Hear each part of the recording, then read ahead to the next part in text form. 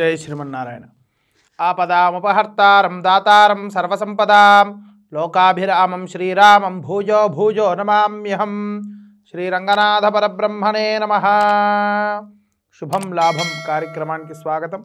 ముందుగా ఈ రోజు సంకల్పం शुभाभ्युदयार्धं च शुभे शोभने मंगले मुहूर्ते अत्र पृथिव्यां जम्बूद्वीपे भरतवर्षे भरतखंडे शकाब्दे मेरोर् दक्षिणे दिग्भागे श्रीरंगस्योत्तरे दिक्प्रदेशे कृष्णा गोदावरयोर्मध्ये देशे समस्त देवता भगवद्भागवताचार्यसन्निधौ अस्मिन् वर्तमान व्यावहारिक चान्द्रमानेन प्रभवादि षष्टि संवत्सराणां मध्ये श्री शोभकृत्नाम संवत्सरे उत्तरायणे हिमवंत ऋतौ पुष्यमासे शुभे शुक्लपक्षे अध्यायन्तु पंचम्यां शुभतिथौ वासरः वासरस्तु शुभवासरे हिंदुवासरे शुभनक्षत्रे शतभिषा नक्षत्रे शुभयोगे शुभकरणे मंगल विशेषण विशिष्टायाम् अस्यां शुभतिथौ भक्तस्य जमानस्य गोत्रोद्भवस्य ఈనాడు పర్వదినం మకర సంక్రాంతి।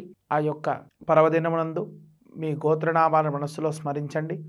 మీ అందరి తరపున స్వామి అనుగ్రహం మీకు అందరికీ కలగాలని మేము సంకల్పిస్తూ నిత్య పూజను సమర్పిద్దాం।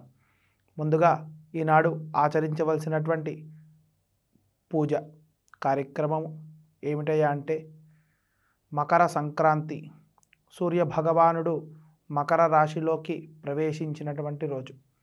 మరి ఆ యొక్క సూర్య సంబంధమైనటువంటిది ఏంటయ్యా అంటే ఆరోగ్యం। ఆరోగ్యం భాస్కరాదిచ్చేత్ అంటే మన అందరి ఆరోగ్యాలు ఆ యొక్క స్వామి అనుగ్రహంతో మనకు కలుగుతుందని అర్థం। కావున ఈనాడు సంక్రాంతి పండగ విశేషం చేత ఈనాడు ఆచరించవలసినటువంటి నియమాలు ఏంటో కూడా తెలుసుకుందాం। ఈరోజు ఏదైనా దేవాలయంలో ముఖ్యంగా శివాలయంలో కానీ విష్ణు ఆలయంలో కానీ నువ్వుల నూనెతో దీపారాధన చేసినట్లయితే చక్కటి ఫలితం లభిస్తుంది। మరి అపమృత్యు దోషములు పోవడానికి నువ్వులు బెల్లము కలిపినటువంటి తీపి పదార్థాలను స్వామికి నైవేద్యంగా సమర్పించి స్వీకరించాలి।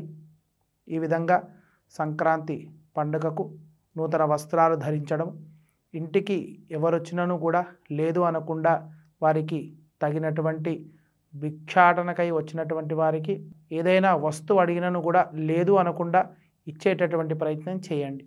మరి ఈనాడు ఉచ్చరించవలసినటువంటి నామం త్రయంబకం యజామహే సుగంధిం పుష్టివర్ధనం రువారుకమివ బంధనాన్ మృత్యోర్ముక్షీయమామృతాత్ అని ఆ యొక్క పరమేశ్వరుణ్ణి ధ్యానించండి।